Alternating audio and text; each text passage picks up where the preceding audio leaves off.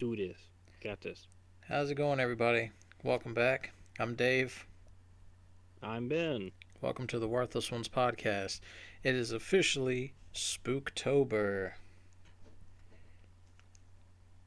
Sorry, got excited. Yeah, Spooktober. So, Dave, what do we have planned for people tonight? Well, tonight we're going to discuss the legend of the Mothman. Ooh, spooky, hide your sweaters. Hmm. And I'm going to read a creepypasta, and Ben is going to read a creepypasta. Mm-hmm. I'm actually going to read two creepypastas tonight. Because Dave's an overachiever. Well, one of mine's pretty short. That's why. Like people's expectations of me. Hmm. So, sir, That didn't really work that well. Yes, hello. it is Spooktober finally. Are you excited? I know. Fuck yeah. I love October. Hate the cold. Love the fucking atmosphere. And I officially started my Spooktober movie watchings with the first movie that I've seen that's very different than most horror movies. Quiet Place. Quiet Yes, Place. yes, and I'll be watching number two. Well, actually, I was gonna watch number two, tonight, but we're doing the podcast, and I have to clean my house because I have company coming over in the morning.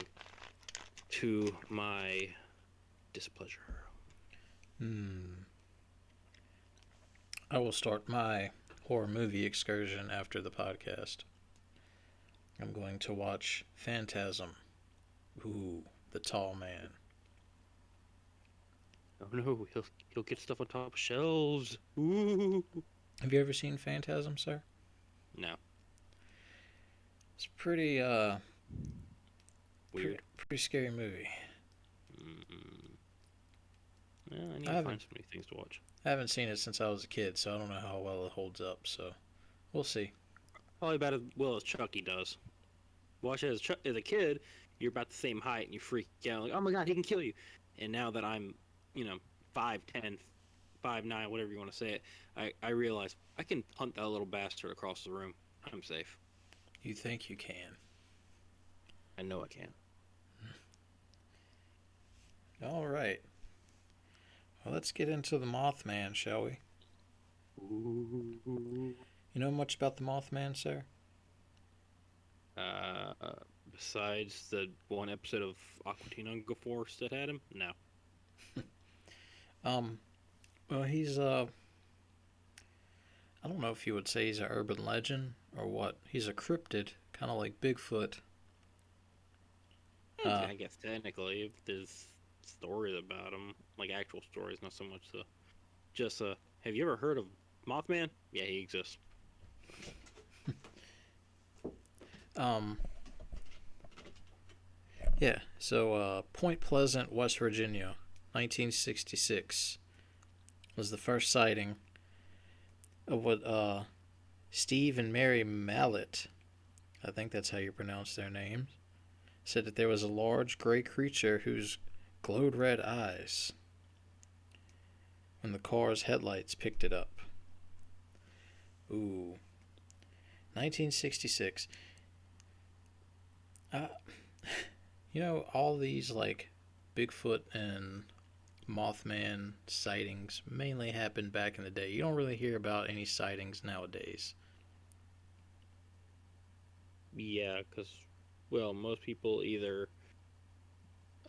decide they want to leave it alone, or they just don't really care. There's apparently There's also a video game about Bigfoot hunting you down and killing you if you go in his woods. So people don't really want to take that risk. yeah, yeah, yeah. Mm-hmm. And it said that they described it as a large flying man with 10-foot wings following their car as they were driving out of an area outside of town, which Hmm. was an area known as the TNT area, which was a former World War II munitions plant. So that's nice. So if Mm-hmm. Mothman is real, it could be some sort of radiation. Mutant. Yeah. No Let telling him what. bite you. Become Mothman. No telling what type of munitions were there. I find most stories like this, I find not 100% true. Not that I don't want to believe them, but at the same time, the year was 1966, right? Yes. Right. Back then, I feel like everyone had like a gun or some shit. Like every man, and maybe a woman, maybe. I don't really know. Like they at least had like a small handgun or some shit, because the world is way different than it was now. Oh, totally. So I feel like more people had guns.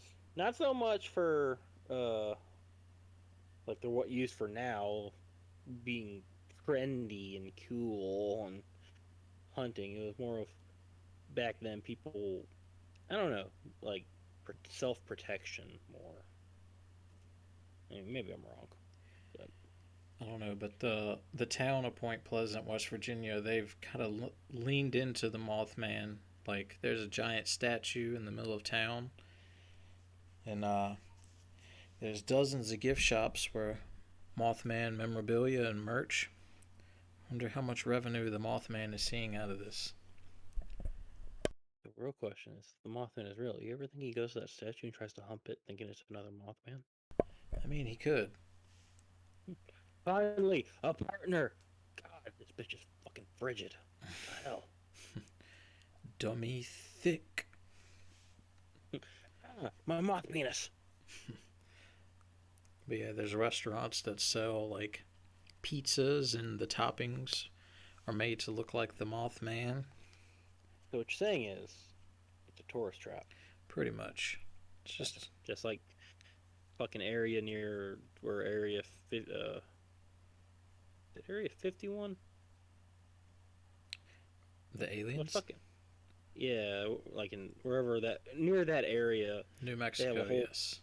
yeah, and the New Mexico area, they have a whole fucking bunch of alien shit there, trying to lean into that whole spiel for people. Yeah. I was looking into like urban legends and stuff for Virginia, and the only thing we have are like is the Bunny Man, and we'll cover him probably next week. When me and Dave go hunt the bunny man down, will we survive? Will he take the carrots I bring him? Find out next time on the Worthless One podcast.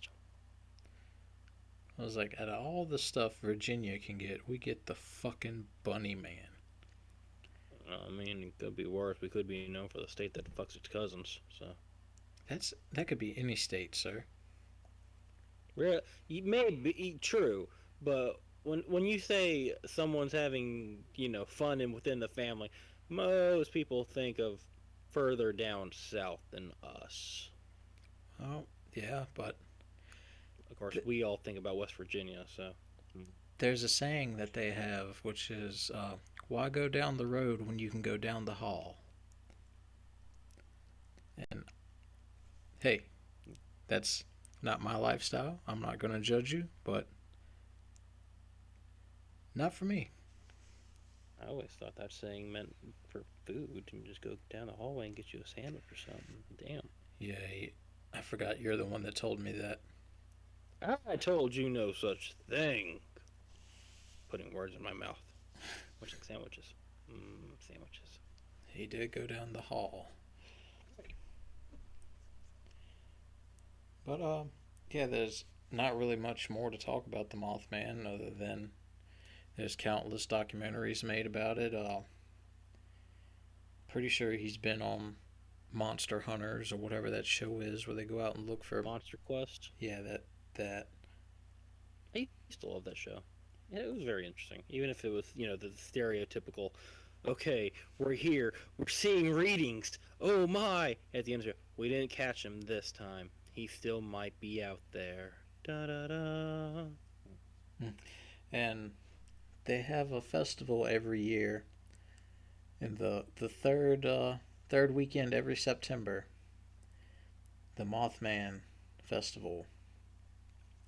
And in June 2020, a petition was started to replace all Confederate statues in the United States with statues of the Mothman.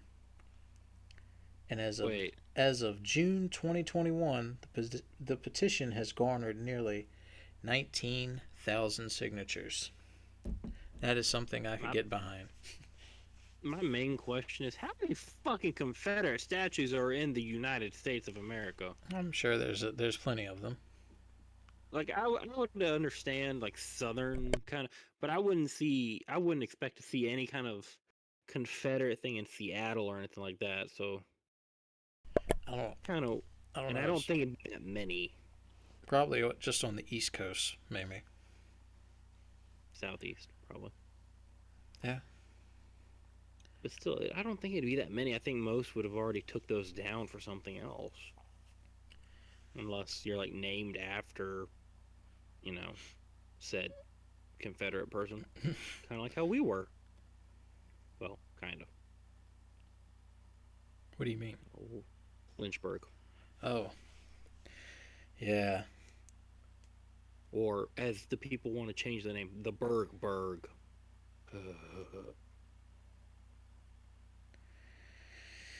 Yeah. Yeah. Yeah. I can understand if you want to change the name, but why that? That just sounds dumb. Yeah. Kind of sounds like you have a stutter. Berg. Hey, can we go to the Berg tonight? Man, I ain't feeling the Berg tonight. Shut the fuck up, Travis. Sit down. Who's Travis? It's just a name I pulled out, folks. I don't know a Travis. I do. I know a few. Like Travis Scott. Mm. That fucking video of him falling off stage in auto tune. What the fuck? What are you talking about? You haven't seen that? No, I didn't know this was a thing. Oh god. I gotta find that one. I'm gonna send it to you. We're gonna get your reaction here on the podcast. Oh goody. Fucked up audio. Because I guarantee it's gonna be fucked. Oh, well, while he's doing that, everyone. Uh, so this is not creepy news, but I don't think Dave knows this, and I just found this out today. Uh, we have a new member to my family. He is a tiny little puppy. So A, his name is Sunny. a duck puppy? No, not a duck. What did you think I said? I Did it thought. sound like that? Really? Yeah. I said I haven't. We have a new addition to my family. It's a tiny little puppy. Well, he's not tiny. He's like a couple months old, but he's adorable. His name is Sunny. Sunny. Yes, because he's yellow. He's a blue Hillcliff, he, however you want to fucking say that. Alright, let's watch this video.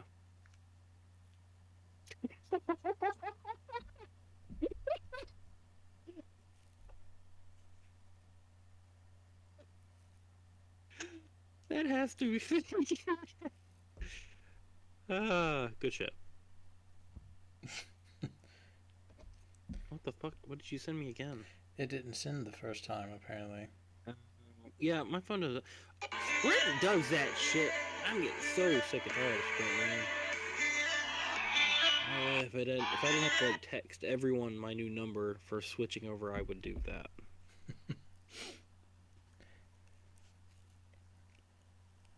But, Mothman.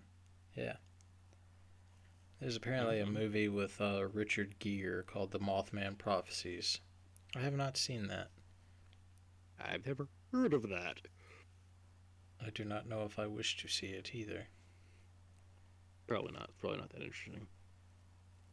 If you guys want to see someone hunt down the Mothman, BuzzFeed Unsolved goes looking for the Mothman.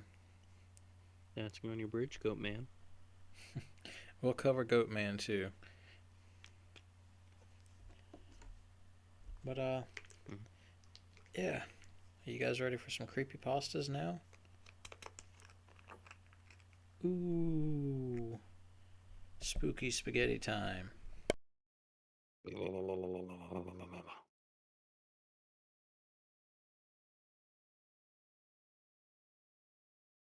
If you would like to I read just yours realized I need to first, sir. find shorter stories. Oh, Or yeah, would you sure. or would you like me to read my short one first, and then you can read yours? Uh, do you know? Do I know you said the first one's short? Is the other one short too? It's moderately short. This one's like 10 minutes, man. That's fine. Reading. All right, everyone. Damn you, text messages or Snapchat, what do you want to call it? My creepypasta is called "Don't Trust the Boy." It was published September 30th, 2021. Ooh, I'm not gonna read the rest of that. And it's about 10 minutes long, so like I said, buckle in, get you some popcorn, get you some listening goods, or sit there, starve. I don't care. Wow, what a dick. Why, thank you. I pride myself on it. My dickishness. Correct. Let me just point that out there. All right. They didn't believe me. Not the couple's family after the house burned down. Not the daycare when half the kids mysteriously fell ill. And not the police when I attempted to end this plague with my bare hands. For perhaps the final time. I am begging you, all of you, please believe me when I say that goddamn boy is evil. Evil bastard. Many years ago, the Fire Nation lived in harmony. I don't know why I thought of that when I read that. Many years ago, I had lived next to a beautiful couple. The two were happily married, well known in the community, and had big dreams of starting a family. Well, when that day finally arrived to present their beautiful baby boy to the world, everyone was ecstatic. For a time, I was one of those people giving them congratulations and proclaiming to treat that young boy as if they were part of my family. And for a time, I believed in the happiness associated with the new life. And there's an ad over this. What the fuck? How do I get rid of an ad? What the fuck? There's no X. There's no Oh, okay, X. there we go. Okay, I got it. I got it. Wouldn't. But as many people fail to do in the face of something so perfect, I realized I was neglecting to answer some fundamental questions. Namely, when exactly was this baby born? Surely there had to have been a date or a hospital where the child had come into the world, and yet I couldn't remember exactly when the baby arrived. As far as I could remember, there was no talk of the mom giving birth at the hospital or rumors of a large family gathering at his birth. No, I. Damn you! Okay. No, I recalled us simply showing up to the young couple's house one day where they had a beautiful baby in hand. But some home births happen. Maybe they preferred it that way. Still, there was something else bothering me. For there to be a birth, there had to be a pregnancy. The more I thought about it, the more I realized I hadn't seen the wife show any signs of pregnancy for the last 9 months. And neither of them had mentioned that they had a child on the way. Adoption was an option. Don't like that. But the couple had adamantly said for years that they wanted a child that they gave birth to. And yet I'd bring up these concerns to people around town, and I was met with a look of confusion. This, along with the strong belief that the young couple had indeed given birth, there was a pregnancy, and they remembered the announcement vividly. I'd counter the evidence that there were no pictures of the pregnant wife and the lack of official birth records online. Sorry, I gotta take deep breaths. Fucking long ass paragraphs, man. I'm reading along with you. Yeah, it is pretty long. Yeah, I need to find shorter ones. But it didn't seem to matter. People were convinced. I mean, how could they not be? The baby was there. He has his eyes and her ears, they would say. And ads. If I could burn ads to the ground, I would. But I'm go away. Shoo. Go away. Don't open another tab. You cocksucker. Fucker. Fuck. I hate this app. Don't you laugh. Don't you fucking laugh. Oh, really? The ad was. Never mind. It was a rainy day in October. As I'm getting ready to leave for work, the baby stares at me from the window. I'm not sure how or why he was there, but the look in his eyes was intense focus. Admittedly, it gave me a profoundly eerie feeling. It was a deeper level of contemplation that shouldn't have been there for a kid his age. He didn't have the look of a child attempting to figure out why all these funny shapes were moving around him. No, he was far beyond that. I could see in his eyes that he was plotting. Dun dun dun. I shook it. The underdogs.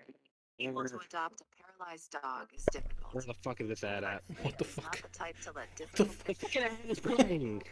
join Super. Fuck off! You whore! Okay, you turn off. After it finished. Uh, okay. I shook it off for the drive. Shut up! I shook it off for the drive to work. But my confusion came on strong when I arrived. The day's activities were a footnote to the unshakable dark feeling I'd carried with me since that morning. I couldn't know what to expect, but my fear of something awful happening was realized when I got back.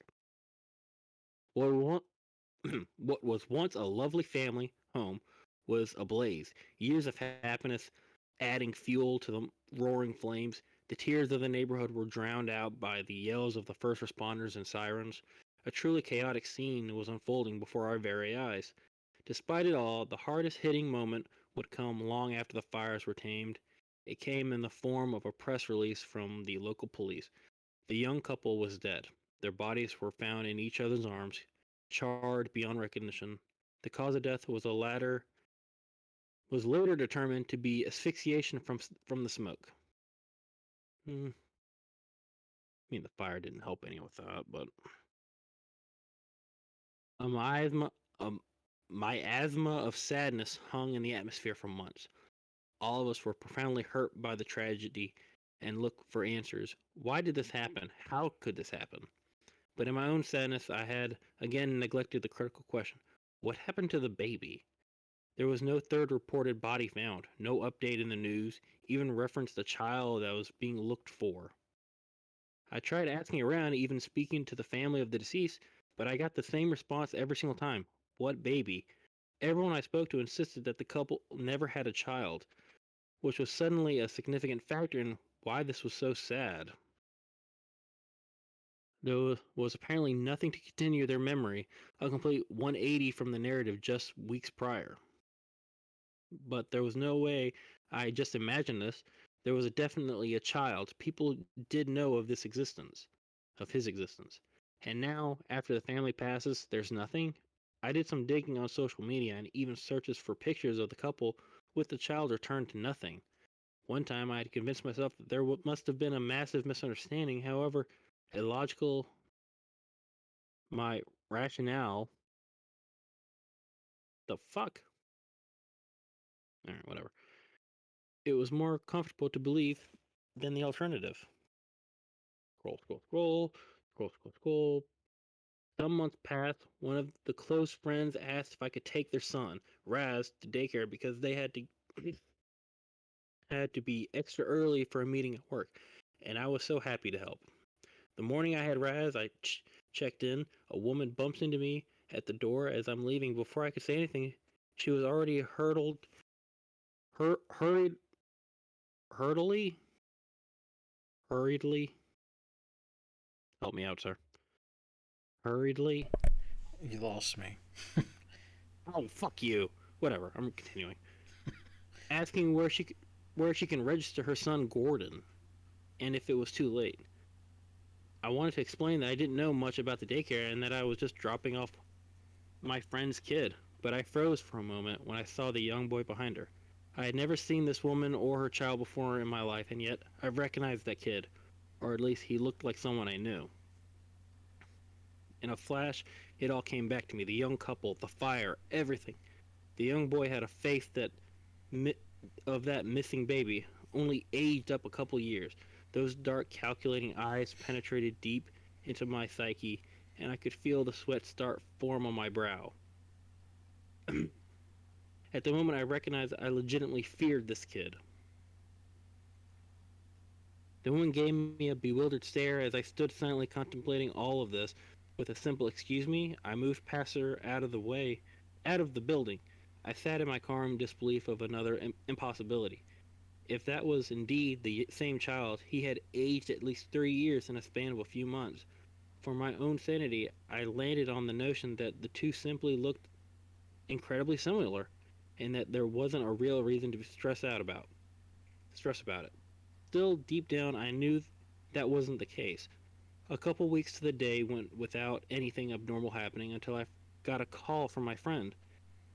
They were in tears, and eventually, as I got to them to calm them down, I came to understand why. Half the kids in the daycare had come down with a mysterious illness. The severity of this illness resulted in some grim results for few of the children. Raz was one of those impacted. He would eventually come to make a recovery, but there was a lasting damage. Holy shit. I gotta breathe. As far as the daycare and medical professional could trace it, it seemed that a kid who showed mild symptoms, god damn it, I can't read, a couple of weeks prior was ground zero. I nearly dropped my phone at the news. I screamed I half screamed at my friend about how some new kid named Gordon was registered that day and how they were likely the root, but they understandably didn't care. Their attention was focused on Raz, and asked about his own health. After taking a bit longer, I assured them I was okay. What? They wasn't asking about you. What the fuck? After, oh, I don't. This fucking story's going everywhere, man. After talking for a bit longer, I assured them I was okay. And I was like, they cared because they wasn't asking about you. And as soon as the conversation was over, I got into my car and sped in the direction of the daycare. Nearly busted down the door, they sprinted towards the front desk and asked if they had a kid named Gordon registered at any time recently. There was some back and forth about who I was, so I lied and said I was a relative. But that didn't get me anywhere. Apparently, no kids had registered in the past month. All right. Hold on, sir. I just want to Yes. point out for the audience, I'm reading along with Ben, and it's even hard for me to fucking read along because ads keep popping up right over top of the words, and you cannot Yes, click fuck off of yes. them. Yeah, so anyone who says Ben can't read, you're right, but this time it's not my fucking fault. Bastard. And now I lost where I was. Fuck. I'm Alright, I'm good. I know where I'm at. I was just joking. You good? Yeah. Okay. I argued that it was impossible because my relative had come in 2 weeks prior wanting to register a kid, but again, I was told no one had done such a thing. It had happened again. Somehow, this child was gone from everyone's memories except mine. I went to the local police and tried to share my findings, but I was basically laughed at out of the station. For another few months, all was quiet until I was driving home late one night. I stopped at a convenience store to grab some snacks.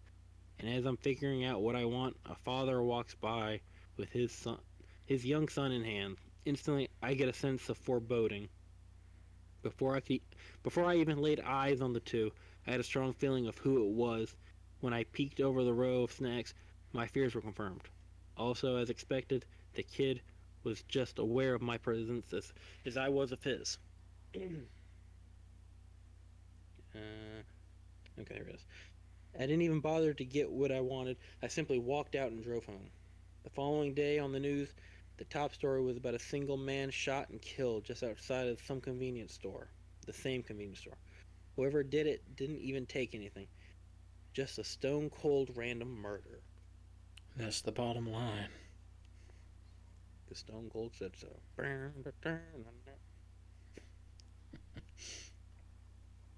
Holy shit. In the following years, I witnessed the precursor of multiple tragedies around the world: sickness, violence, random fatal accidents, and emotional trauma. A plan for American jobs and Well, see, family. mine's doing it. The goddamn plague, man. Emotional trauma, etc. The one connecting thread was that boy. Whether in person or on social media, I'd always see his damn face first. Hi, Ad. Get the fuck out of my way. Ah, fucking hell. How do I not click on? How do you? Maybe if I wait long enough, it'll fucking go away.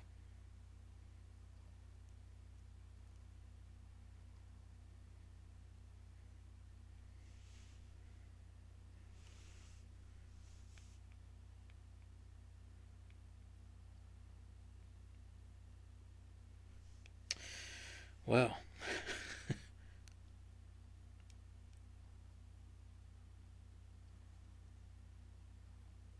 I cannot fucking do anything with this.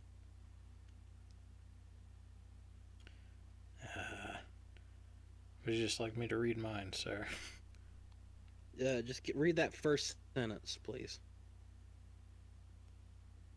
Oh, you're talking about your story. Yeah. I want to see how this one ends. I'll be honest, I never finished up. I read like the first few sentences every time, and I'd like to know the fucking ending of this.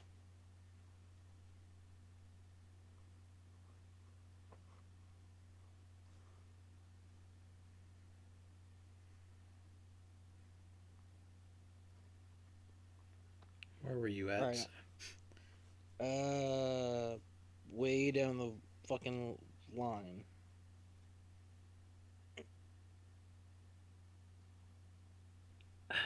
Why is this a thing that you? There's fucking ads over top of the fucking story. Like I don't. Yeah, it doesn't make any sense.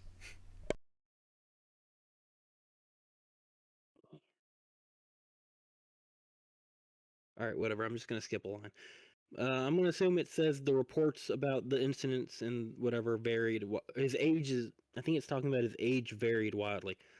Mostly, he took the form of a baby, sometimes 3 or 4, maybe even as old as 10. But undoubtedly, it was always him. I try and do my best to stop some of these events before they happen, but my efforts were never mattered. There would always be a moment where nothing went horribly wrong. Or there was never there would always be a moment where something went horribly wrong. On the One of the scariest things about it all is that no matter whether I saw him in person or on TV, he'd always be staring at me. I could see a video of a family walking the streets with their kid, and I'd catch him looking directly at the camera. It was as if he knew that I was watching and wanted me to know that he was always watching me back. There was never a moment of peace. My mental health degraded heavily over the period. I was in and out of therapy, picked up a bad smoking habit, and ruined more than my fair share of relationships over what had some deemed an unhealthy and twisted obsession. It had become unbearable. One day, after a dreadful night, I decided to sit at the park near my house and try to relax for the first time in a long while. For the first 10 minutes or so, I was succeeding. The cool air on my face, with the birds and squirrels living peacefully, brought a sense of calm. That calm, however, was quickly shattered when a familiar sense of foreboding hit me with the force of a semi truck. Walking towards me was the boy, this time aged around 6 or 7, and a new couple, one that deeply reminded me of the first. Flashes of the feelings I had when I first saw the fire circled through my mind: fear, anxiety, sadness, but something something new accompanied it, almost pure rage. I was livid that this boy was somehow responsible for so much damage, all of the lives he had ruined, and he didn't even dare to face his horrible things he's done. He just destroys and disappears, hoping that those damages won't remember he was even there, but I did.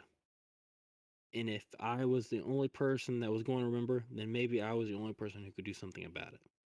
I flicked my still lit cigarette onto the ground, got up from the bench, and began to walk towards the trio.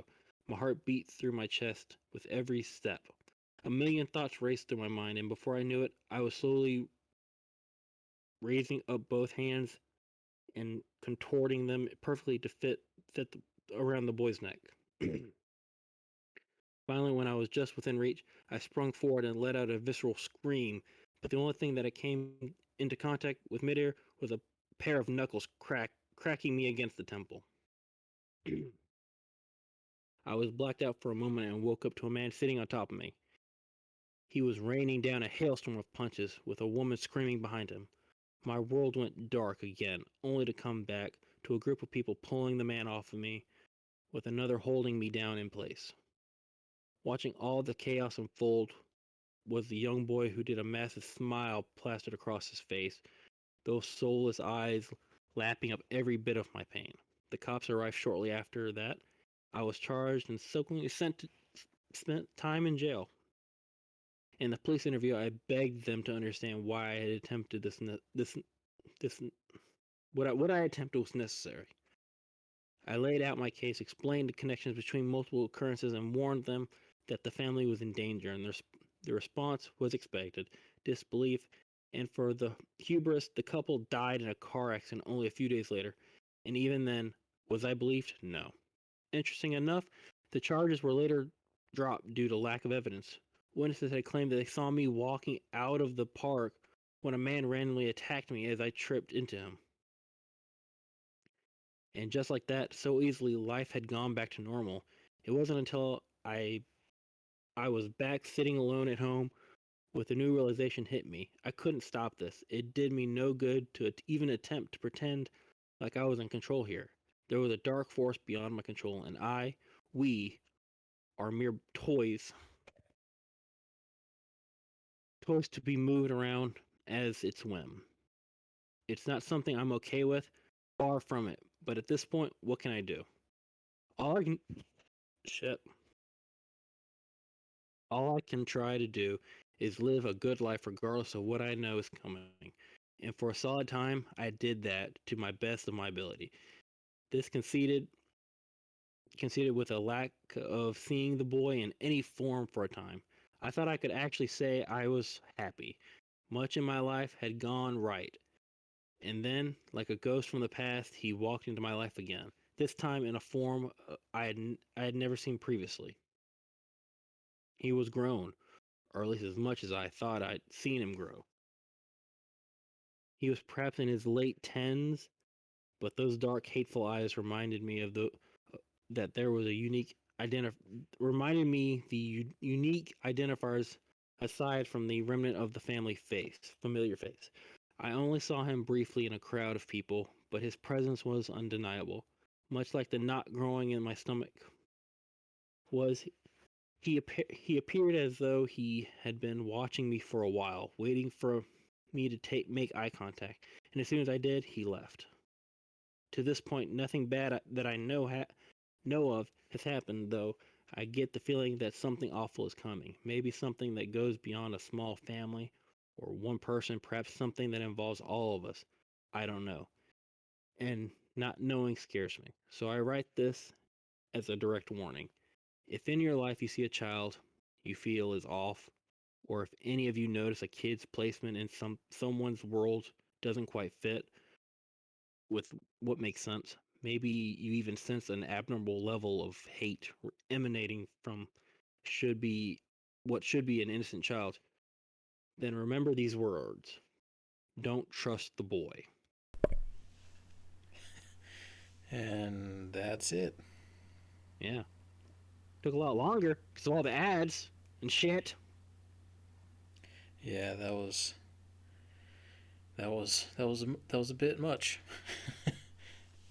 Yeah. I'm going to look for shorter ones from now on.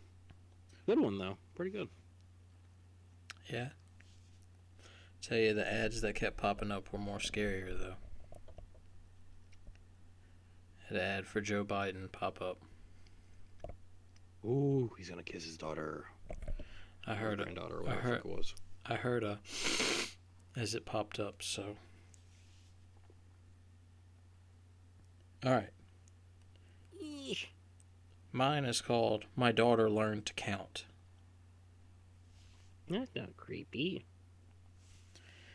My daughter woke me up around 11:50 last night. My wife and I had picked her up from her friend Sally's birthday party, brought her home, and then put her to bed. My wife went into the bedroom to read while I fell asleep watching the Braves game. Typical. Loser. Daddy, she whispered, tugging my shirt sleeve. Guess how old I'm going to be next month? I don't know, baby girl, as I said as I slipped my glasses. How old? She smiled and held up 4 fingers. It's 7:30 now. My wife and I have been up with her almost 8 hours. She still refuses to tell us where she got them from. And that's mine. Interesting. So she held up 4 fingers. Get it? Interesting.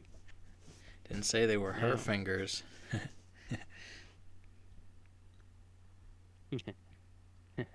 Little Timmy down the road, better watch out. The fuck? I don't know. It's Joe Biden. Alright.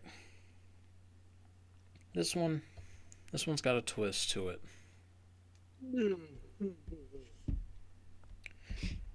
Don't fall asleep, sir. I'm not. So I keep doing cleaning after this. Alright. This is going to round out the podcast, so. This one's called My Curse. One night I had a tough time falling asleep, so I decided to take a stroll through the woods. And little did I know, it was only the beginning of the nightmare that is now my life. It was around 1:45 a.m., a brisk night, a still night.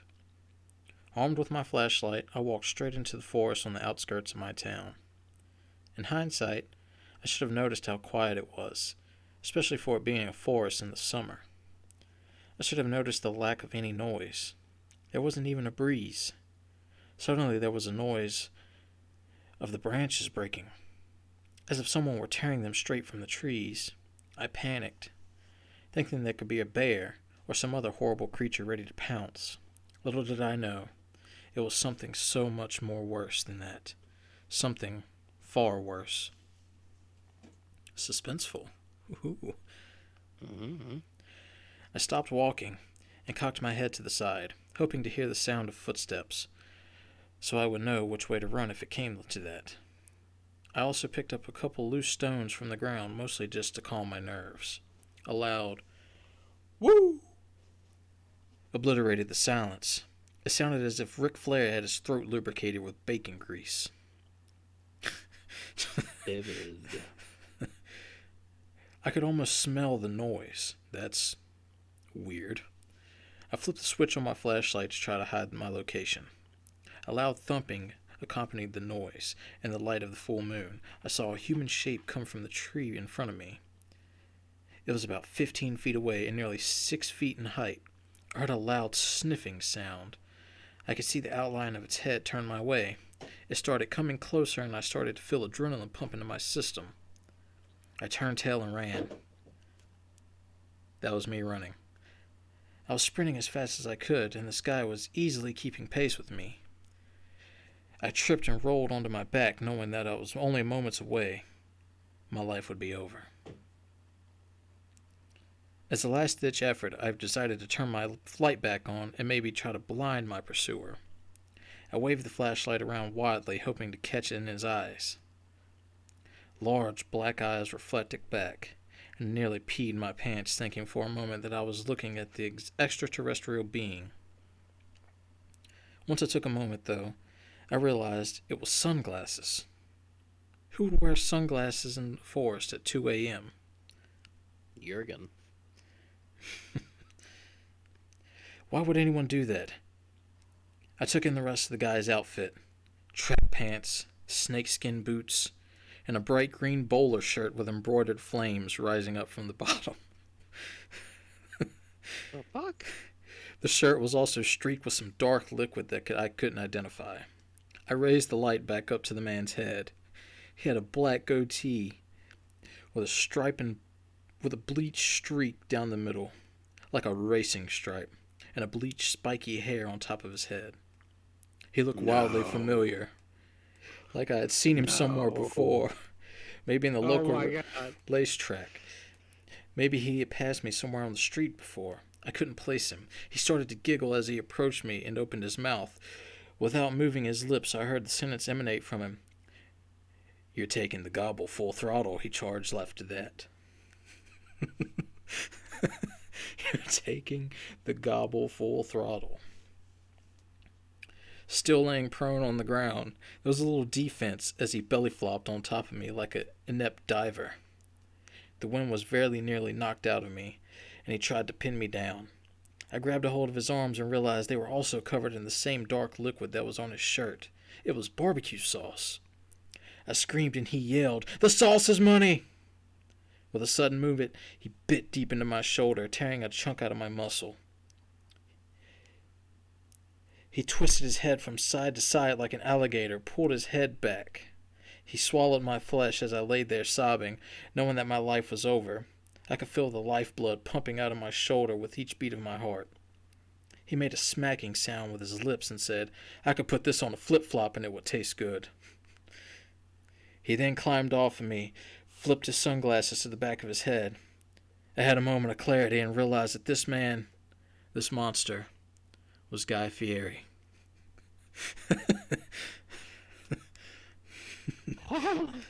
He looked deep into my eye and said, "Now that you bear my mark, you shall walk the earth for all eternity. You will hunt diners, drive-ins, and dives until the sun burns out. No life is left on this planet. I'm driving the bus to Flavortown, and you're coming along for the ride. Love, peace, and taco grease." And with that, he let out a bubbling sigh. His body started to shake and convulse, and I noticed that his skin and clothes were sloughing off, falling into chunks on the floor, where it started to sink into the dirt. Soon only a skeleton remained, and that too crumbled away. I forgot all about my shoulder, as a new and horrible agony racked my body, causing me to twist onto my side and curl into a fetal position. I puked uncontrollably and shook. It felt as though my skin was splitting.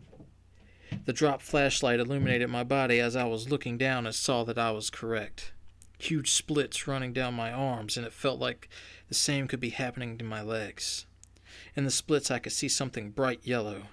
It couldn't make out the fresh wave of pain that hit me. My head seemed to stretch and bulge as something forced itself out of the back of my head. I was on the ground screaming for what felt like hours, and at some point I blacked out. I woke up. I realized that my voice had been completely destroyed from the screaming. But I also realized, as the pain started to subside, I looked around. I saw my skin and clothes littering the ground around me, as if I had cast them off. I felt my face and realized I had grown a goatee, and sunglasses were now sitting on the back of my head snugly. I stared down at my arms and saw tattoos that were never there before. Framing my arms was a yellow short-sleeved shirt with flames printed on the sleeves and the bottom. And it hit me like a ton of bricks. My worst nightmare had come true. I was Guy Fieri now. This is my curse, my Flavortown. I'm gonna have nightmares about that. No, fuck you. You're taking the gobble full throttle. Like, the second I heard the shirt and the sunglasses, I was like, wait a minute. And then you said the goatee, and I'm like, no, it can't be. It can. He is a, And it was. He is a horrible. My God, I mean, This did people not learn anything from that episode of Family Guy, American Dad? the story continues, by the way. Oh, what, really? It does. Holy shit. But I will read the next one next week. There's Yay! there's a third one also, but I'm not going to read that one because it is mildly inappropriate even for us. I'll say it has to deal with Bigfoot and a certain action being done to the Bigfoot, but I digress. Anyways, guys, What fucked Bigfoot? he took him to Flavortown. Alright, guys. Hope you guys enjoyed this episode. We'll be back next week with another Spooktober episode. I'm Dave. Yeah. I'm Ben. I'm gonna have nightmares. This has been the Worthless Ones podcast. See you. What was that?